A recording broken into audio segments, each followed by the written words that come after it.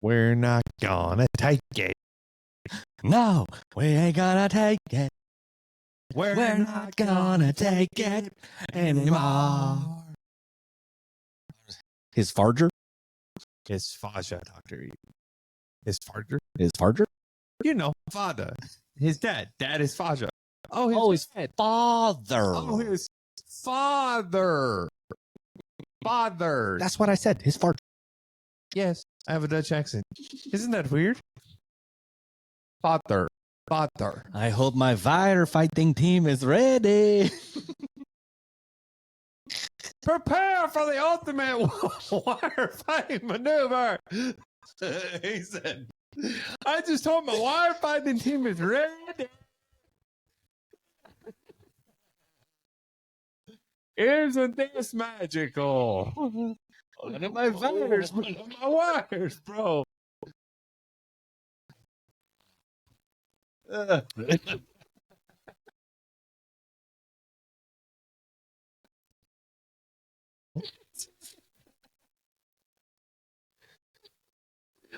Crying.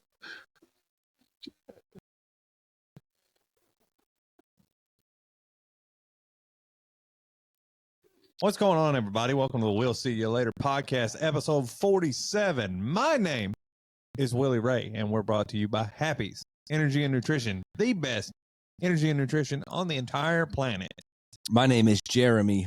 We are also brought to you by Liberton Home Repairs, quality home repair you can trust here out of Little Rock. 405-600-8363 is their number for all your home repair needs. The We'll See You Later podcast, a tradition unlike any other, much like the Masters. The Masters. Jeremy.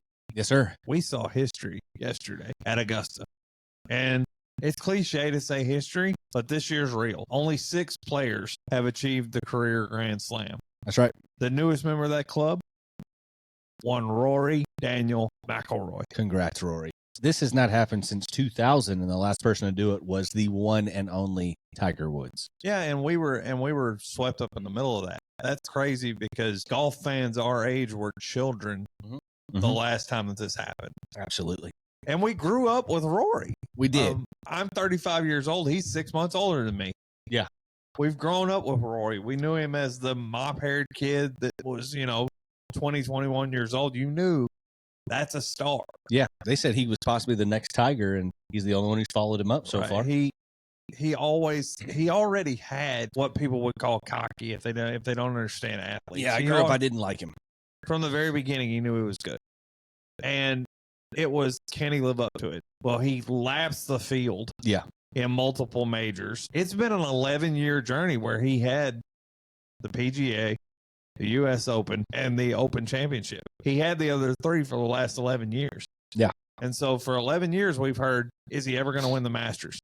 And it doesn't help that back in 2011, he had a 4-stroke lead on the final day of the Masters. And let's just call it what it is. It's one of the most epic collapses in the history of golf.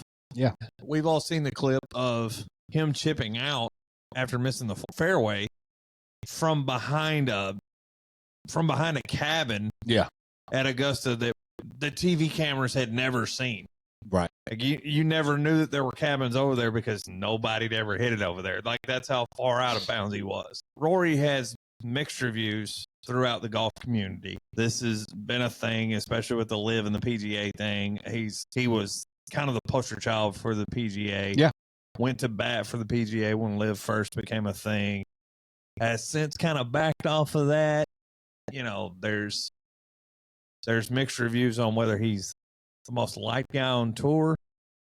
All of that doesn't matter. No. Not right now. Because the one thing that's been undeniable is we're watching something special. Absolutely. Let's just go straight to Sunday because he had already set a Masters record with the amount of threes he had on the scorecard. Or he had 30 of those all week long.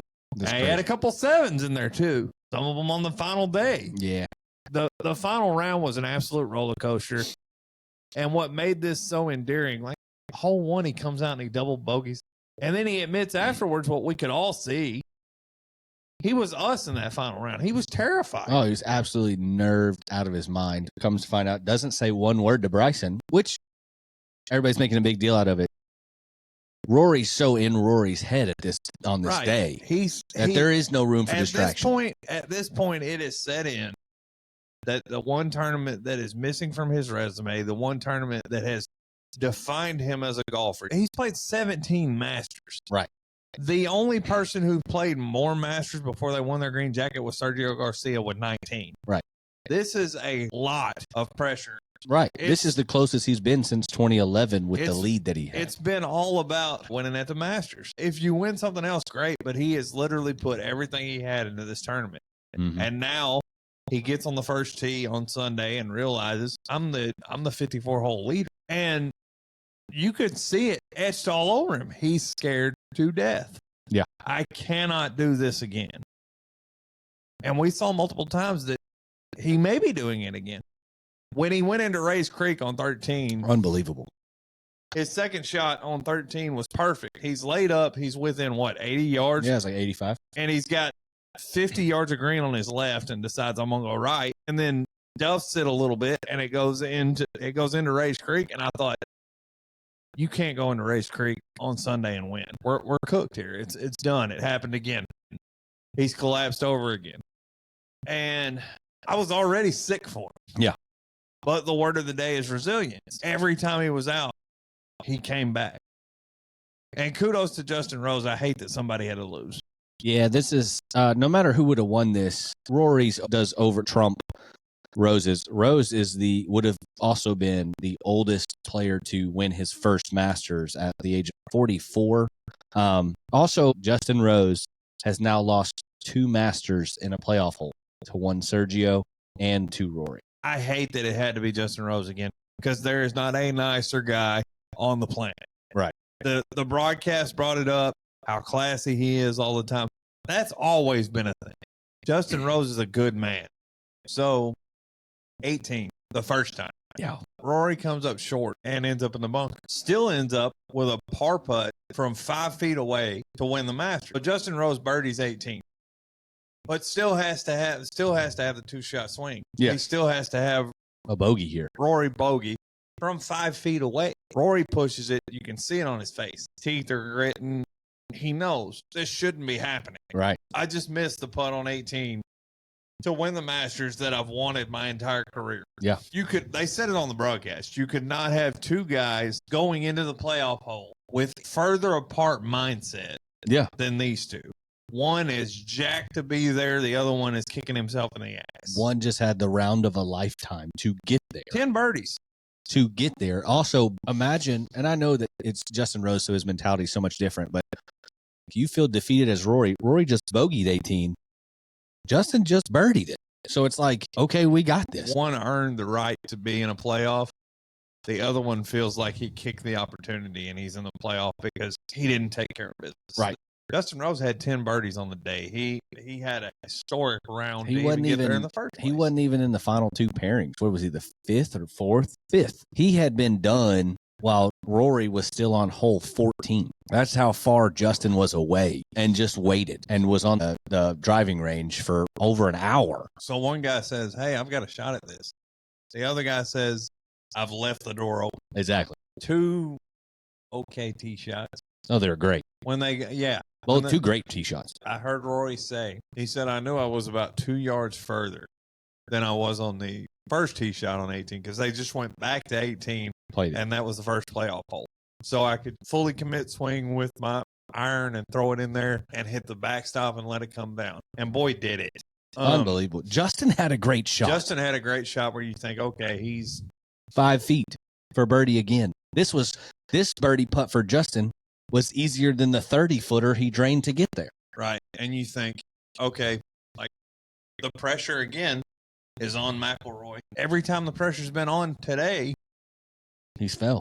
he's faltered. Threw a ball 8 yards past at the top of the ridge, backed it up all the way to what, 3 foot, if that? Yeah. Unbelievable. I think it measured out right at 3.5. And Justin gets up there after throwing a dart. He almost dunked it. Justin did. He landed about a foot short of the hole, skipped past it. It stops. Right, the shot was almost too good where it was located. I mean, it took a huge bounce. Yeah, if he landed about another foot or two short of that, he's sitting on top of the hole and we're still playing.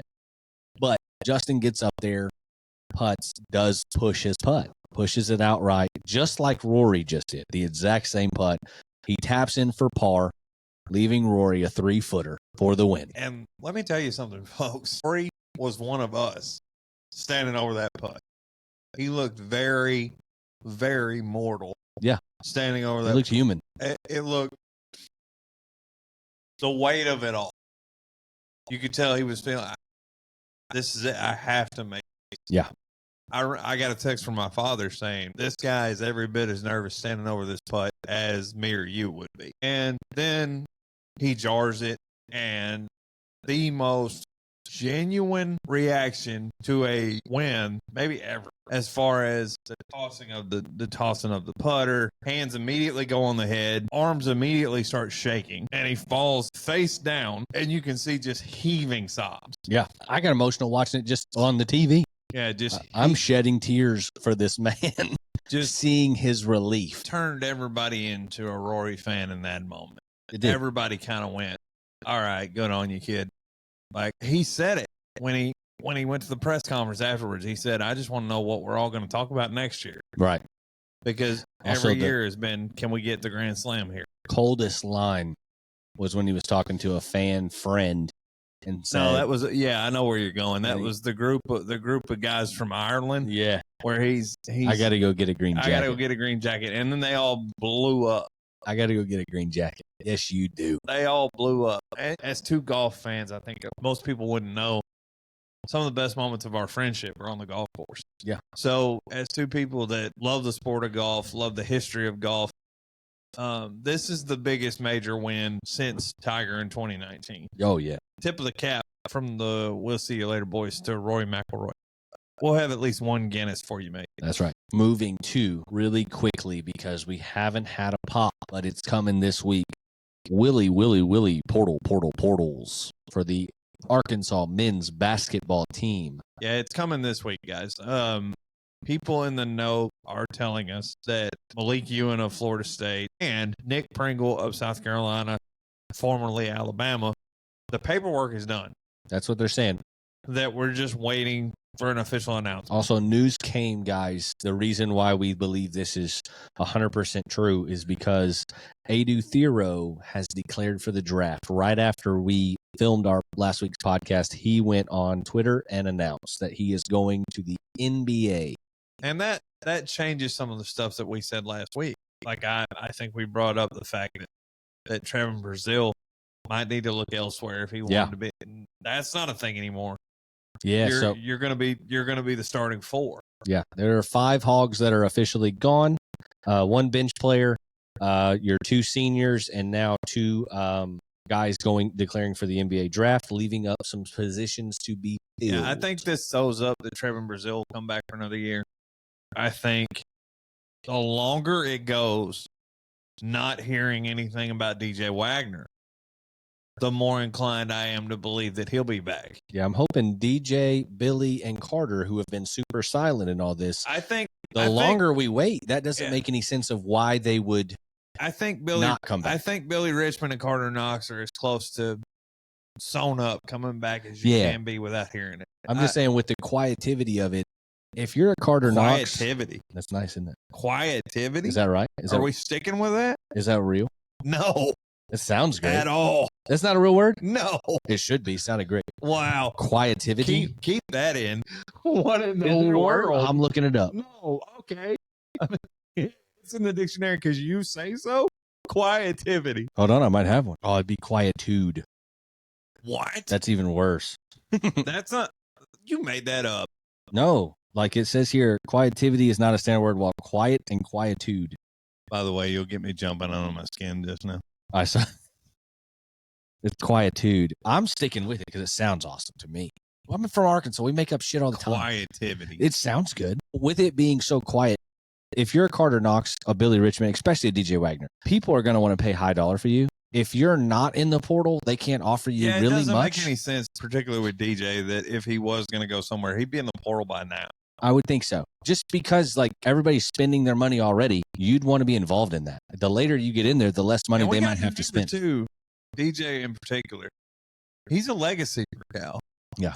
He's the son of DeJuan Wagner, and DeJuan Wagner's as loyal as it gets to Cal.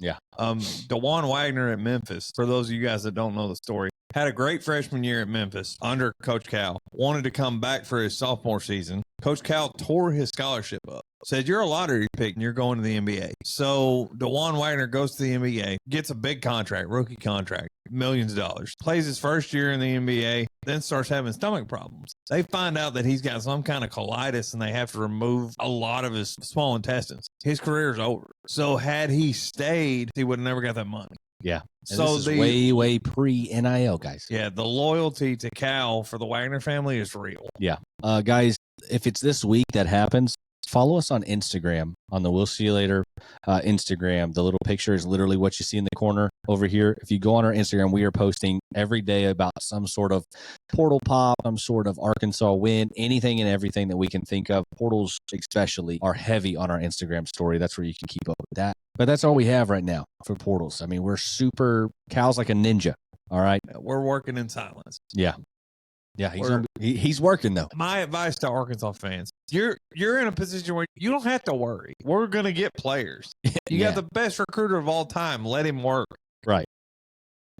Also, sad news to report. This is awful. We don't ever want to talk about stuff like this, but rest in peace to former LSU receiver Kieran Lacey. So, for those of you guys that haven't followed the story, Kieran Lacey was set to appear before a grand jury in the coming months for a felony hit and run charge. He had gotten in a car accident, killed another individual, and left the scene. So he was set to appear in front of a grand jury for that charge. I guess apparently was at a family gathering and had pulled a gun on someone and had shot the gun into the ground. Someone from that gathering proceeded to call the police. He leaves the gathering. The police spot his vehicle. They pursue him, in which he attempts to evade at a high speed. The chase only ends when the car crashes and they find him no longer alive. Self-inflicted gunshot wound. This is terrible. Yeah. I want to cry. This is beyond sport in any nature. All we can say is thoughts and prayers to the family and loved ones of Kieran Lacey. And please, guys, if you take one thing from this podcast, if you're struggling with mental health, you're not alone. Reach out.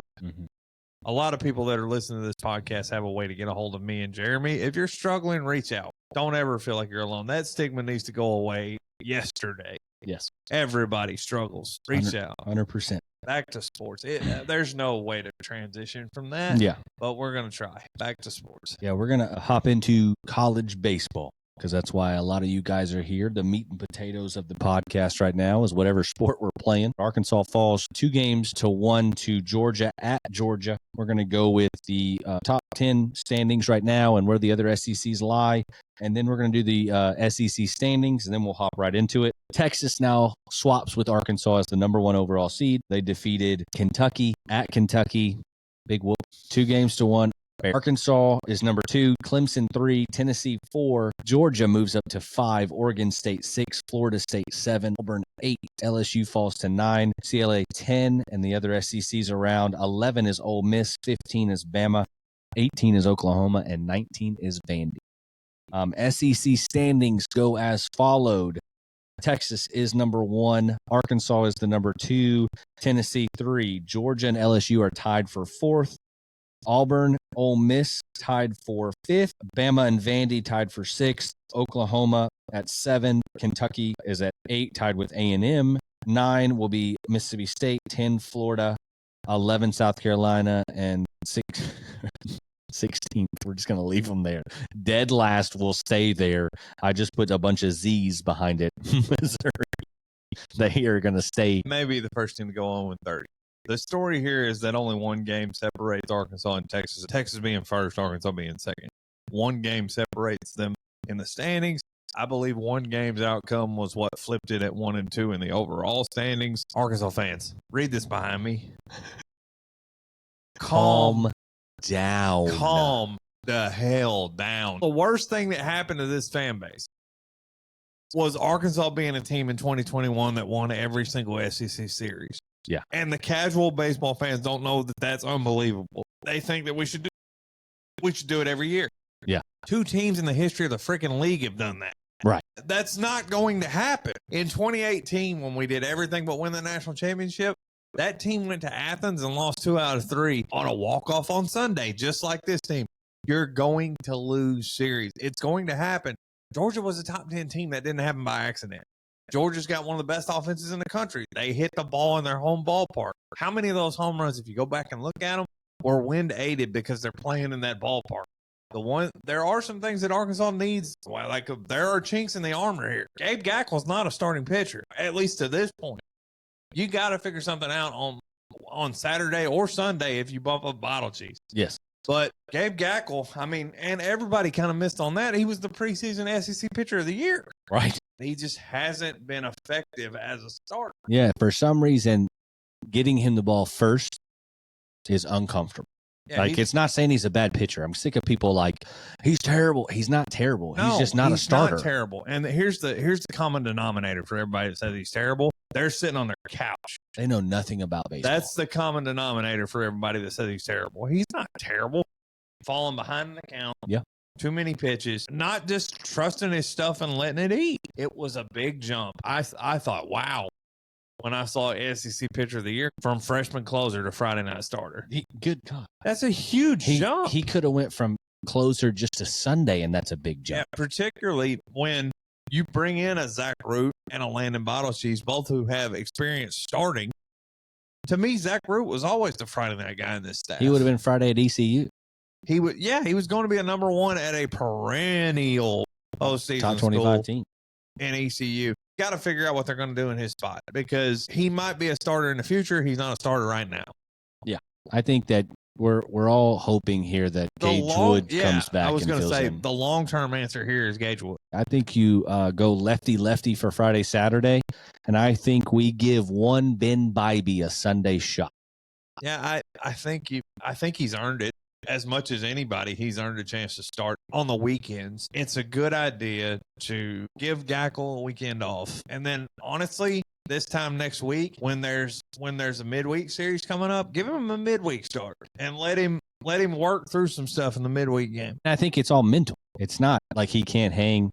It's just mental. It's 100% this is a mental. Arkansas played 2 very poor games on Saturday and Sunday. Yes. They played 2 very poor games defensively, 2 very poor games offensively, even though here's the thing. You have 2 poor games offensively and you score like 6 and 7 runs in both of those games. 7-6 both games. That just shows how powerful this offense is. They're still going to score enough runs to win, but they reverted back to some old habits. They did. We're going to look at, everybody's really high and mighty on the pitching side of it. Our bats that we hang our hat on, that we all thought that, not saying 13-3, but I thought both teams would be flirting with double digits and points. Pitching needs a tip of the cap for this weekend. Yes. In particular, the bullpen. Plate discipline was pretty much non-existent. That was the big issue for me. The heart of the lineup wasn't really the heart. To me, it was more of the random sporadic hitting. We couldn't put together situational hitting. And if you go into the last game, you look at Georgia, 5 errors. We both had 7 hits. For them, they're live and die on that home run. If we just have some situational hitting, but Maxwell, who ended up getting taken out, you pointed that out with Justin Thomas, that kind of scary thought of, did we lose him? Right. He's been nursing a hamstring since the beginning of the year. And he was healthy, but he looked really uncomfortable in the batter's box. Is that just a mental thing that we took him out for, or is it more? I wonder if there were some condition issues as far as picking baseball up, because Iredale had it too. Iredale especially he couldn't. And I mean, these were hittable pitches that he's letting go by. Yes. And so it makes you think, are they just not picking it up? Right. Are they just because there was nothing that Georgia did pitching that made you think that we can't touch these guys. Right. There wasn't a guy out there that just had his best I'm gonna have a hot take, but it's because look, I'm real and I don't know a lot, but I know baseball. Arkansas is a way better team than Georgia. 100%. They're a way better team, and respect to Georgia. Georgia's very good, but that 13-3 on Friday, that's Arkansas. Right. These next 2 games where, I mean, the heart of your lineup just kind of disappeared. I mean, tip of the cap to Ryder Helfrich. Without him, we're not in either one of those Not games. even close. Yeah. Ryder had a great weekend, big moments from, and can we just, for a second, because thoughts and prayers to Nolan Souza. Yeah, that sucked. Friday, guys. We lost him on Friday to what looked like shoulder. Yeah, it was a shoulder injury. To hear Dave Van Horn talk, it's season ending. Yeah. Like if you read through the line, it's season ending. You read between the lines there. Which sucks, but it's an opportunity for Gabe Frazier, who is a very, very good freshman. Very good. Very good freshman. I don't know that we'll miss a beat there, but you just hate it for Nolan Souza. Who was finally coming into his own. But that's going to send me on another rant. This doesn't happen if turf fields aren't a thing. I cannot stand a turf field. How many injuries will it take for us to stop being cheap and just go back to grass like it's supposed to be? Right, because that's all it is cheap. That's all it is it'll cost us less. You have guys in baseball, you have guys diving on plastic, rubber, and concrete. Every single infield shot is a big bounce that's going to hit someone in the face. You hit a line drive to the outfield, it hits the ground and speeds up. That's not supposed to happen. It's unreal. Guys are sliding there. And Souza, first of all, I get it. Everybody says he shouldn't have ran. It doesn't matter. He went for it. When he dove, his hand and shoulder stuck in the ground as he rolled. That is turf. That's not even, and that's the only one that resulted in an injury. But it's far from the only awkward play that happened all weekend. Kahio Aloy slides through second base on a double, just slides right over the bag. Those things are happening. Cam Kojal was safe at home plate and did a barrel roll over home plate because he didn't know how to slide. Because when you slide, you either wet and wild slip and slide, or you stick and roll. What frustrates me is that we heard it several times as if it was a point of pride from Georgia that this is brand new turf. So you mean to tell me that you had natural grass and you're seeing all this stuff happen with turf and you decide to put turf in? $5 million worth of renovation. And they took the grass and all out. it was to put turf in so we don't have to pay a grounds crew. And then people get hurt and you go, well, that's just baseball. No, it's not. It's not baseball. Turf is not baseball. And we will say that until the cows come home, until there is a change. Well, no, baseball's played on grass and dirt. That's why they call it the greatest game on dirt. Baseball is played with dirty uniforms. If you slide and you get up and your uniform's not dirty, that's not baseball. And this is not a thing just because Arkansas lost such a win. Has nothing to do with it. We played Vandy on turf earlier this year. Kentucky's got turf. Swept them. I hate that they have turf. Texas has turf. I hate you. Kentucky has turf. Don't like you either. Kentucky tried. What I will say that Kentucky tried to do, this is the part that pisses me off sometimes a little more. They have a dirt mound, and then they have taller turf around the bases, like fluffier. You can see it. It's like a patch for their sliding pad. Just go dirt, period. It's so stupid. It looks horrible. Which can be even worse. What if that catches a foot? It looks horrible. It's not safe. A kid lost his season because you went cheap. I can't stand it. If I was a recruit and I came to your school and the first thing I do is see your turf field, I'm not committing to you. I don't care what you do. Right. I'm not committing to you. And I'm telling you why not. I'm telling you I can't play here. I'm telling you I'm not playing on turf because it expedites the chance that I'm going to get hurt. Any team that plays on a surface like you're supposed to is going to have those awkward moments and have the struggle when they go play somewhere that is turf, which makes it a literal advantage. I don't think there's anybody in the majors that do it anymore. That should tell you all you need to know. If nobody in the big leagues is doing it, why are you doing it? Yeah, besides being cheap. Right. If you're a poverty program and you want to save money here or there and you can afford to get turf, that's different. We're not talking about poverty programs here. SEC. You got money to hire a grounds crew. And look, the people who are making the decisions aren't the one out there doing the work. It's just the penny pinchers. You're seeing the NFL players speak out against it. Mm-hmm. They hate it. The NFL is the most profitable organization in the world. They hate it. Why do we have turf? Like, you know what I mean? If you've ever played sports before, you understand that turf is a problem. This week on the slate for everybody, just to give you the whole SEC breakdown, you do have now number 5 Georgia at number 19 Vandy. You do have number 15 Bama at number 9 LSU. A&M comes to number 2 Arkansas. Number 8 Auburn plays now number 1 at Texas. 8 Auburn. Yeah. They got up to 8. 8. Ole Miss at number 11 goes to South Carolina. Oklahoma at number 18 goes to Missouri. Chalk up 3 wins for the Sooners. Kentucky goes to number 4 Tennessee. And Florida going to Mississippi State. Arkansas will play UAPB tomorrow. And then we have A&M, a hot, hungry A&M team coming in. Uber talented. Very talented. Preseason number 1. This team is not a slap. I know that they don't have a number in front of their name. You're going to look at their record.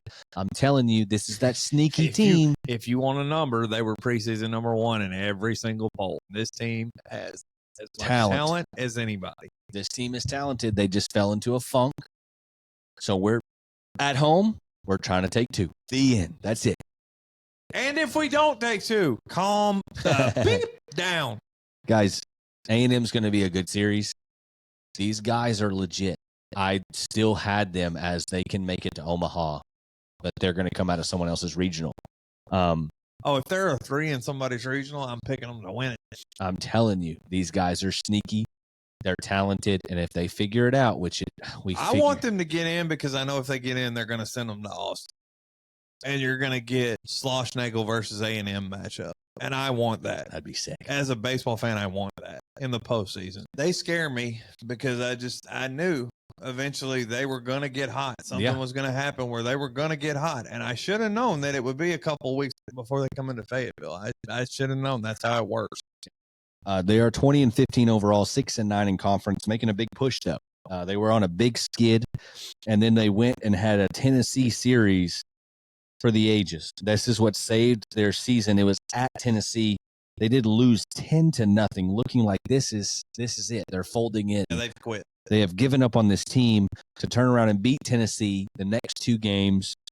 Then last week they got a very bad South Carolina, who is next to last. They're 2-13 in conference. They win 8-7 in extras on Friday. Hopped all over South Carolina, 17-0 in game 2, and then win yesterday 15-12 against the second to worst team in the SEC, Arkansas. So this team is confident. They have won 5 straight. The second to worst team in the SEC would be really good in any other conference. South Carolina is led by a future Hall of Famer, Paul Maneri. I mean, they're going to figure it out. But we knew A&M had a chance to get hot. They're there now, buddy. They're playing well. Winners of 5 straight SEC games. They're playing well, and that. Will, they were just 1-9 in conference, and now they are 6-9. Yeah, that tells you. I mean, and 6-9 is not great, but when you step back and take a picture of it, I mean, 6-9 would get them in the postseason, and all they need to do is get in. Yeah, and I think they will. Hogs have to be ready. Flipping around on this top 25, number guys, 1. In a weird way, now that Arkansas's lost the series, the pressure's off. Yeah, play more free. You need to look at it big picture until we get to the postseason. So big picture, 12-3 at the halfway point of SEC play. You're great. You're 1 game back from the first place team, which you play. Which 1 game back at 12-3 is unbelievable because you shouldn't be 1 game back at 12-3. Right. You shouldn't have 2 teams that are playing this well, but we do. You're on pace. They won't get there. Spoiler alert. They're on pace to be 24-6 in SEC play. They won't get there. First place will not be 24-6. Can't be. There's no way. You're going to lose a few more. It'll be okay. I'm picking Hogs here just because it's home. 2-1. Oh, yeah. You don't come into Baum and win. I'll go 2-1. Those wins are Friday and Saturday with a chance to sweep on Sunday. We saw some big stuff from this bullpen this weekend, particularly in the last 2 games, even though we lost. Christian Fouch, how you doing, bud? Welcome back, baby. Oh man, have we turned a corner, Christian? I sure hope so. People were on Wiggins having almost 2 sides here, having a great 4 out and then turning around and losing us that game is what a lot of people were saying too. That's bullshit. Right. That's bullshit. These people get under my skin when they try to talk baseball and they don't understand it. We've seen positive stuff from Fouch, from Wiggins. Aiden Jimenez is a dog. This bullpen is showing you that we have back end of the bullpen stuff, and that's what we've been worried about. I like what I see out of the Gibbler kid. Yeah. The missing piece here, we got to have Gage Wood back healthy. That fixes everything if he comes back healthy. Fruit needs a shout out for the way he pitched on Friday, too. He got knocked around a little bit to start, but I think people, look, not everybody's Hagen Smith, and you need to understand that what makes somebody a good pitcher in college baseball when they're playing with aluminum bats in a hitter's ballpark. It was 3-14 in the corner. fact that it starts 3-0 and it ends 13-3. You get a crooked number, you don't get any more. Yeah. Zach Root in the 5th inning of his Friday night start, runners on second and third with Zaborowski and Bennett coming up, the nation's 2 leading home run hitters. He strikes them both out. That's Friday night stuff. That's what the kids call letting your nuts hang, dog. So I have had this question pop up before, and I've had someone ask us this question, and I've seen some answers. Will, when you get out of the shower. Oh, I've seen this. Okay, yeah, this is going around the internet. You're going to Yes. try to piss me off, aren't you? Yes. So when you get out of the shower, what is the order of how you get dressed? And there is a massive debate that's going on. There's not a debate. I've seen some answers. I've seen someone go with the traditional, we're going undies first. Hang on. You've seen some people say that they go undies first? Yes. Meaning there's some mental patient out there that doesn't go undies first? 100%. What are you walking around looking like Winnie the Pooh? 100. Yeah, I've seen people go shirt first. These people ought to be under the prison. And your absolute favorite, I think, of this group, I've seen someone go socks first. Without their underwear? Without anything else. Socks number 1. Just wiener hanging. Just wiener hanging. Weens out, nips out, cheeks out. Socks first. Yeah, socks first. You ought to be in jail. In jail. So, Will, what is your order? Okay. The only correct answer is that we go underwear first. The only correct answer is we go underwear first. And if you don't put your underwear on first, you should be arrested. So it's not okay for the guy with the socks on. No. And I guarantee you he's in prison.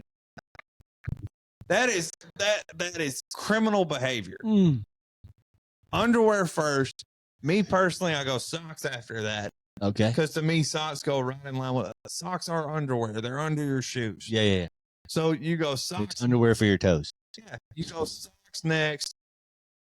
I go pants next, shoes next, and get the whole bottom half done. Same. Then I go brush my teeth because I don't want to get toothpaste on the top. Yeah. Somebody with a toothpaste stain on their shirt, you're a jabroni. Don't be a jabroni. We don't need any toothpaste stains. But emphasis on, we talked about this a couple weeks ago, brush your damn teeth. So no shirt for the teeth brushing. Top goes on, deodorant goes on last. Yeah. And I'm wearing a hat, so the hat probably goes on after that. Yeah, I think we're identical. I just don't, I risk the toothbrush. I risk it. Haven't failed on that department in a while. So It's an unnecessary risk, though, Jeremy. Maybe I taught you something today. It's an unnecessary risk. We can do it with our shirt off. Yeah, for sure. I will say, when I get out of the shower, I spend an inordinate amount of time just walking around naked. Okay. That's nice, too. Okay, like a drip dry. Not drip dry, but I mean, we all need some naked time. So we'll drip dries. Go back to, when you were a baby. We kind of need to be free for a little while. Yeah. I don't do that. I get dressed pretty quick because I'm normally going to work. So we're going with the people that don't go this route and they go top down or even fully bottom up, like socks first, prison immediately. Underwear's got to be first. Yeah. It's got to be. It's literally the deepest. It's the furthest in item of clothing. Yeah. It has to go on first. If you don't put, if your first thought is not cover up my bits, you're a problem. You're a problem. I'm calling the cops. They'll be in the parking lot before we get out of here. I'm calling the cops. I don't do that. All right, then. There it is. Comment below, guys, what your order. There's only one answer, according to Will. Could you tell me? Don't tell on yourself because I'll call the cops on you. What if you can try to convince Will the right way to get dressed is not his way? You're not going to convince me to how I need to get. Come on, man. All right. Bunch of jabronis. All right. That's going to do it here for episode 47 of the We'll See You Later podcast, brought to you by Happy's Energy and Nutrition and Liberton Home Repair. I am your host, Jeremy. This is Willie Ray. 3 things to live by before you guys get out of here. Number 1, don't piss into the wind. Number 2, hogs by a million. And number 3, and probably the most important, never, ever, ever trust a fart. Never. Until next time, guys, we'll see you later.